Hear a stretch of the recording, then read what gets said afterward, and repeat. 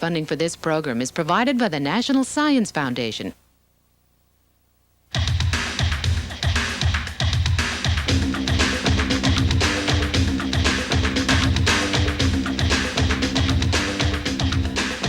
Once I bought a pair of walkie-talkies, they didn't work. Fresh new batteries, everything. If you like something on a Barbie that's real pretty and you don't like the Barbie, you want to get the clothing more than the Barbie. My cousin, she has a CD player, and she says it works better than a regular boombox. They say it's better, but I don't think it is. Say you get home, you open it, you're really excited, and you find out it's the wimpiest game of all time. And then you play, and then you be like, why did I waste my money on this? And it looked like more fun on the commercial than at home.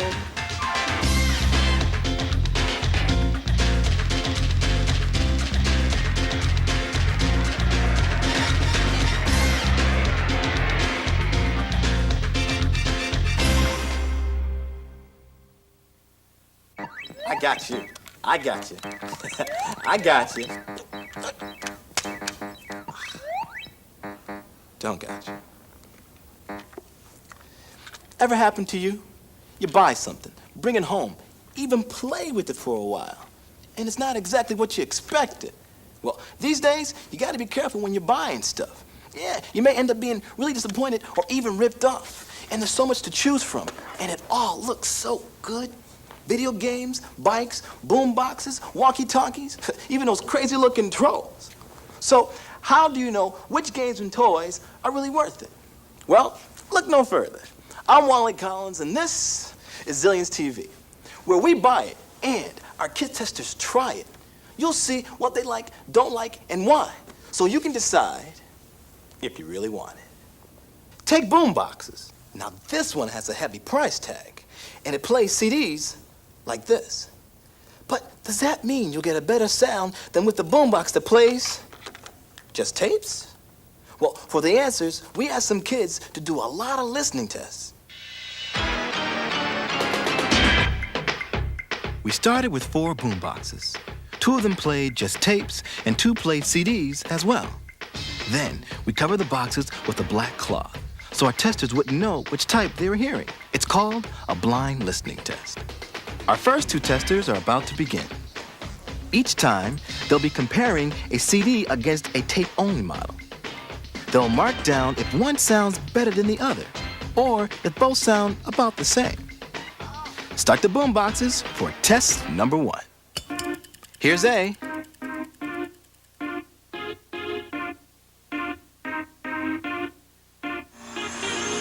Here's B. Here's A again. Y'all want this party started, right? And B. Y'all want this party started quickly. While these 2 testers are finishing up, let's rewind and hear the predictions they made earlier. In my opinion, I think the CD will sound better and a lot clearer than the cassette tape. I think that the CDs could sound better because there's a little laser inside the boombox that makes it shines on the CD, and that's what makes it sound better than a cassette. Let's see how the other testers are doing.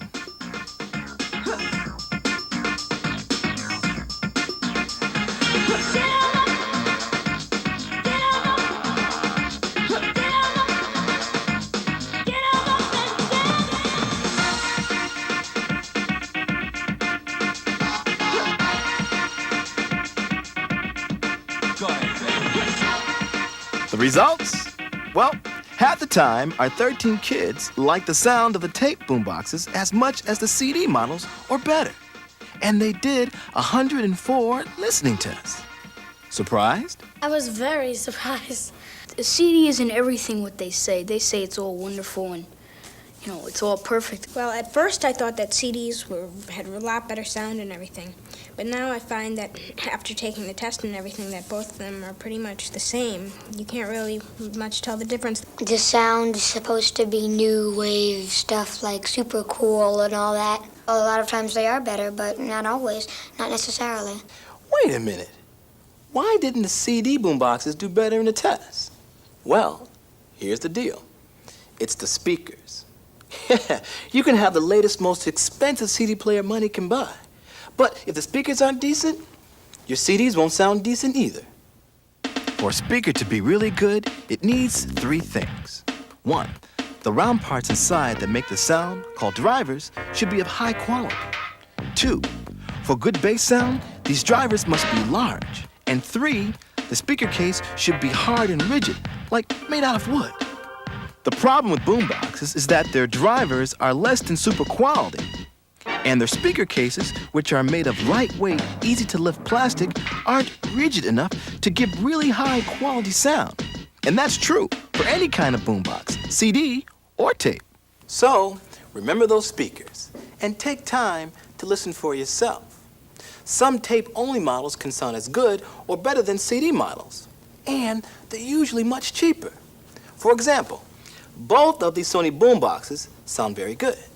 The big difference? The tape-only model cost us $100 less. Sounds good to me. Hey, yo, man, I got something to tell you. Like, when you go in the shop for a new box and all of that, just make sure you check it out before you leave the store. You know what I'm saying? Check it out. Use your head and add it up. Check it out. Think before you're buying stuff.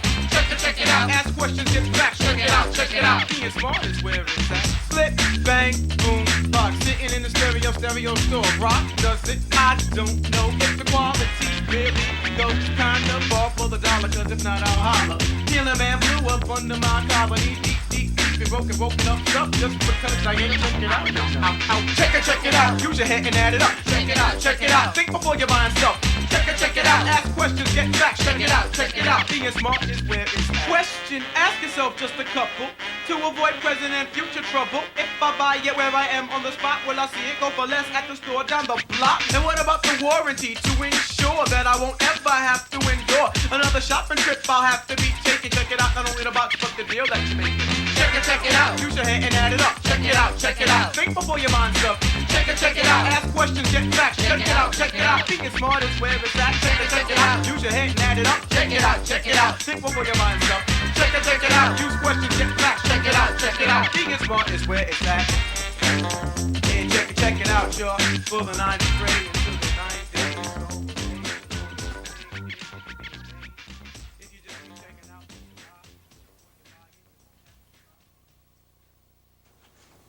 Check it out. Check it. Woo! Check it. You know what? I should have checked out a lot of stuff before I bought it. Like this video game. I don't even like playing it anymore. You ever wonder why some video games are a lot of fun and other ones are just... Well, for the answers, we talked to the pros who actually make the games and some young VGPs, that's video game players, who had a few questions of their own. Oh, you got a bathtub over there. Could you jump on that thing? Keep running. There's different games, like there's Genesis, there's Super Nintendo, there's all these other systems. Yeah! Oh, you almost made it. They're very interesting and they're challenging, and I like things that are challenging because if you get to the next level, you feel like you're a champion.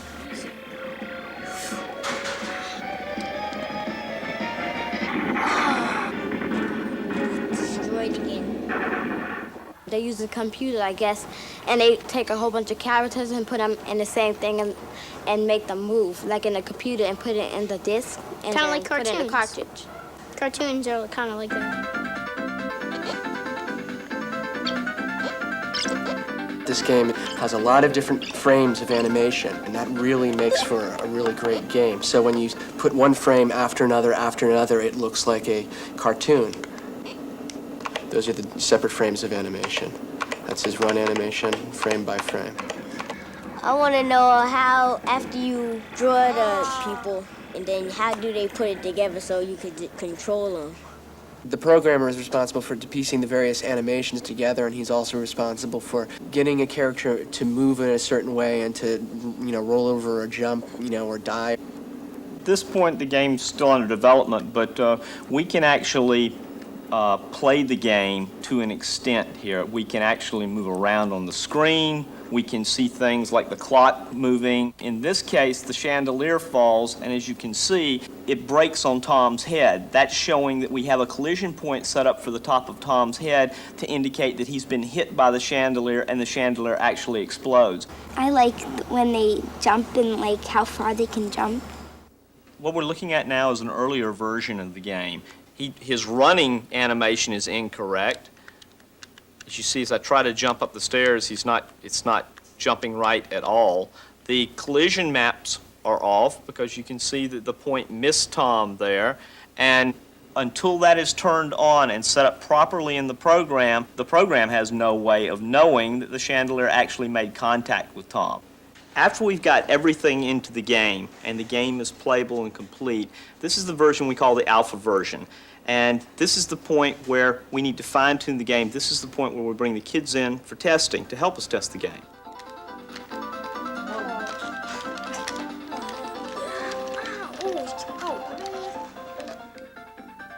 I think it's good that you have a child's opinion, because adults, like, a lot of times they'll think differently.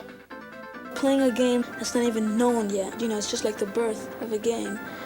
If we don't like something, we could tell somebody what we don't like or what we do like, so they can like add or take something out of a game. In one point in the game, Tom needs to avoid the exploding television. If he hits the television at the wrong point, the television explodes and Tom loses one of his lives in the game.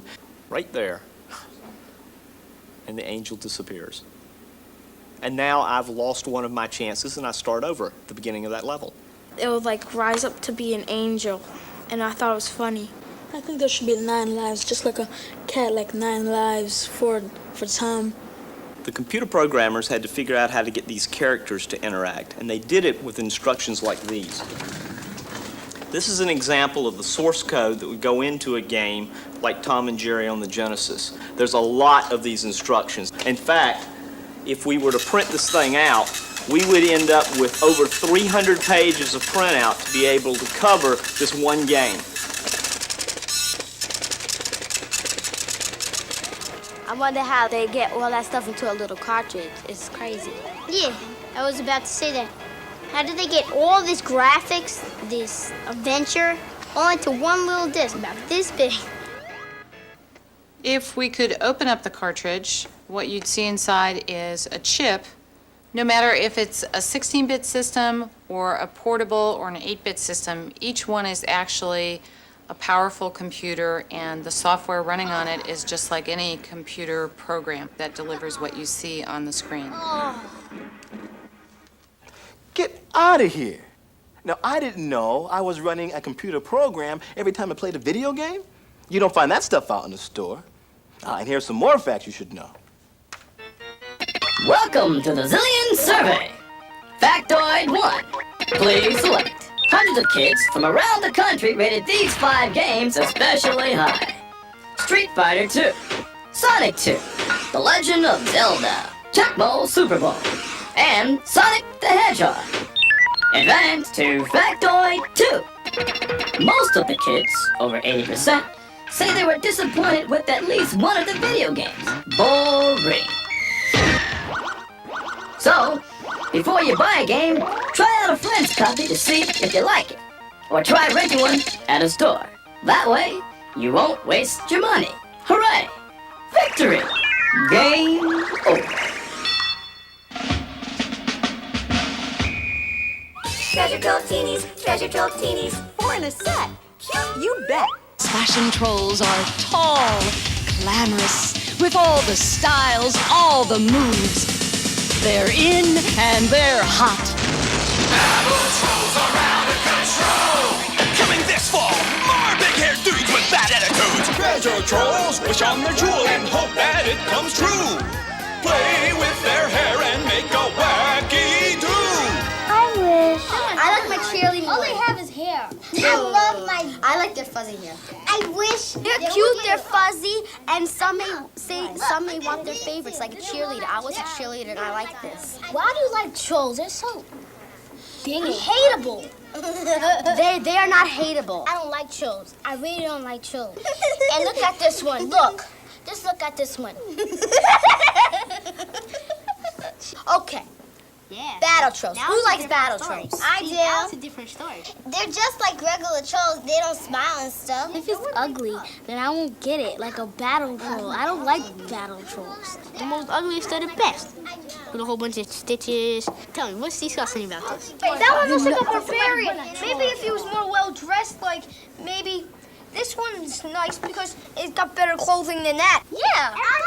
This is a boy thing. It's better. You see? But I like any kind of trolls. If they're mean or happy, ugly or nice. But the best thing I like about them is their outfits and their hair. I love the hair and the diamonds that they wish on. I like wishing on it and using my imagination, and I think it comes true. Just because it has a diamond, that don't mean your dreams come true. She's just getting an attitude about just because they like let their imagination take flight and they enjoy it. It did not come true, did it? No. No, but you use your imagination. If you use your imagination, everything, things could come true. No, but did you use your imagination? Did it come true? Yes, because I pretended like these trolls came alive. I was talking, they were like, I pretended they talked to me, okay? I hope they have a Tarzan troll, and then when a battle trolls are in there. Oh my God! Whoa. Now this is a serious set of circles. I bet it tops the wish list for a lot of kids. But a mountain bike like this one is really a lean, mean, high-performance machine. But before you choose one, there are a lot of features you should know. To sort it all out, our Zillions riders put some mountain bikes to the test.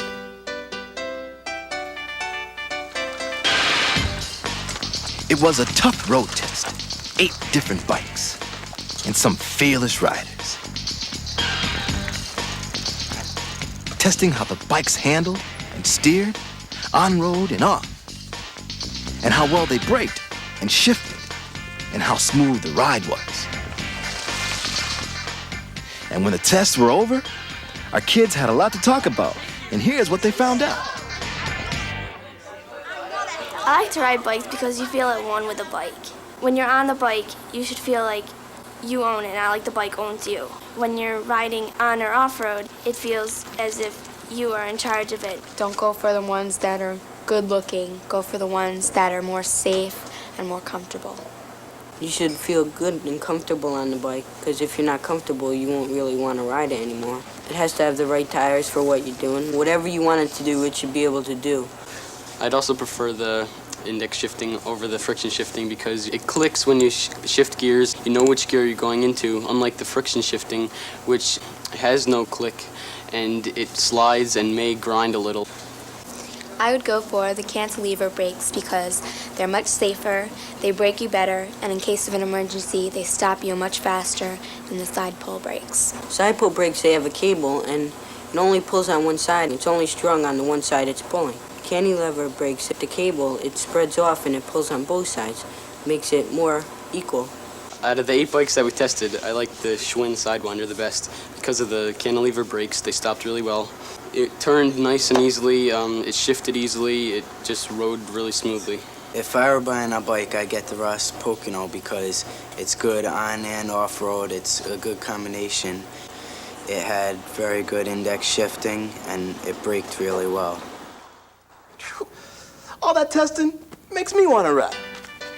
Watch this. Okay, when you start riding one of these kind of bikes, you need to know a few things. Like how many gears are really necessary. Well, when it's flat like this, tennis suits you just fine. But if you're gonna take on hills, trails, even mountains, the more gears, the better. Hey! Why? I thought you never asked. A bike's gears can help you pedal more easily. Every gear is a combination of a front sprocket and a rear sprocket and the chain that connects them. When you shift gears, you're actually moving the chain to a different size sprocket in the back or front. The gear that combines the largest rear sprocket and the smallest front one is for the steepest hills. The smallest rear sprocket, largest front combination is for the greatest speed. A bike with lots of gears gives you more choices for an easier ride, especially if you travel on all kinds of terrain. Whew. Now that's better. Oh, one last tip.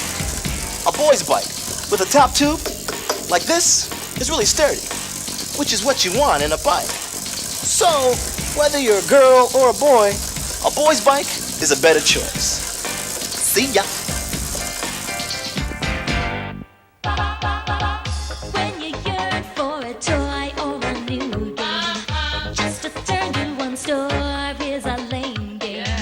Don't get stuck with the price that's a burden. Look for sales, the deals, and compare friends. My mama told me you better shop around.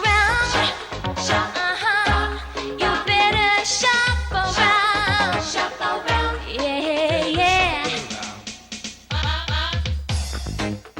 I learned about Earring Magic Barbie first on a commercial. I was near a toy store, so I said, why don't we go in there? So we went in there, and she was like $14.99. So I said, that's a little much.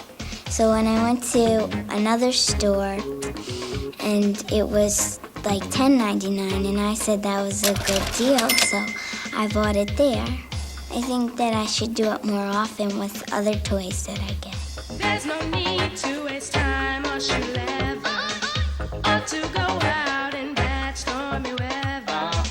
You can save lots of trips to that big mall. Yeah. Get the info you need with a phone call. My papa told me, better shop around. Oh yeah, you right. Better shop around. Shop around. Better shop around. I saw the Nerf Arrow Storm, and it shoots 6 arrows, and I thought that was really neat, so I decided to get it. At the first toy store, it was $28, and then I went to another toy store a little farther away, and it was $23. That's where I got it, because it was cheapest there. If you buy it one place, it's one price, and then you see it somewhere else, and it's a lower price, and it's kind of like you wasted money. So hear my song, sing along, and take action. If you wanna get full satisfaction, be a smart, real informed kind of buyer. You can get that great price you desire. I'm telling you, please, you better shop around. Oh yeah, you better shop around. Oh, you better shop around.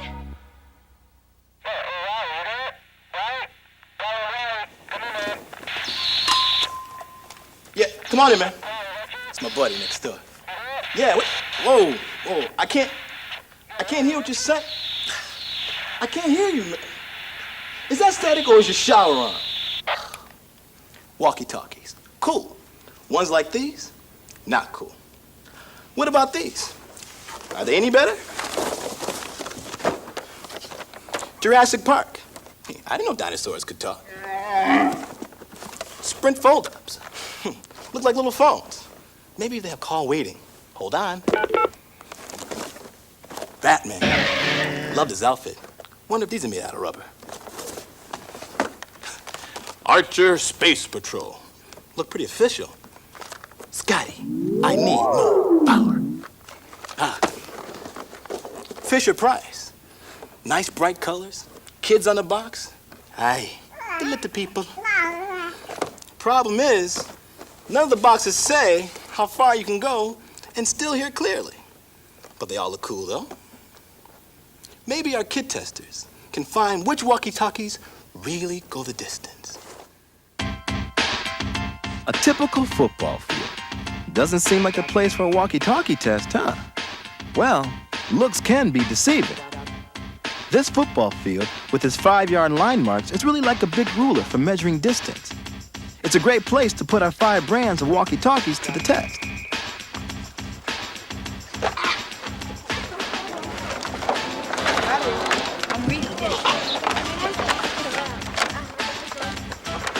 How are they gonna do? I think this Batman walkie-talkie is okay because if you don't know how to use this, you could just read this thing over here. It's pretty good because it's Jurassic Park and a lot of people love the movie. I think the Sprint walkie-talkie is the best, and I think it would probably go about the whole football field. I think the Archer Space Patrol walkie-talkie will go about half of the field. Fisher-Price is a real toy. This is for about little kids, maybe 3. Fisher-Price makes baby toys, but I think it will go like a quarter of a football field. It's time for a little field work. The kids are divided into 5 teams, each wearing a different colored t-shirt and testing a different brand of walkie-talkie. Half the team members stay in place while the other half move out on the field. The kids in the end zone will say 3 secret numbers into their walkie-talkies. Their partners, starting at the 20-yard line, will try to repeat the numbers they hear. 761. 761. And they'll keep moving down the field until they can no longer hear their partners clearly. 167.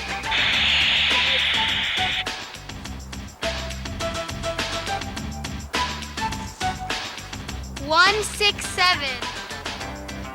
179. 179. So, how far did they go? Let's compare. Hey, look, your basic human bar graph.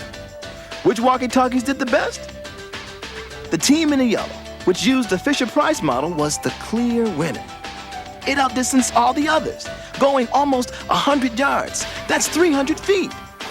I was very surprised because it had all these little babies on it, and it didn't look like it could go that far. You can't really judge a book by its cover. It's just like if you're gonna buy a walkie-talkie, you just can't get the one that looks the best with the best design because they're not always gonna be the best. Yeah. And just because walkie-talkies look great on the outside doesn't mean what's inside is better. And that's true for lots of toys and games. So, take some advice from our Zillions testers. Don't judge a toy or game by its looks. Try it out first. You may find out you don't want it after all. And remember, spending more doesn't mean you'll always get more. Shop around. Get the facts. And like my man says, check it out.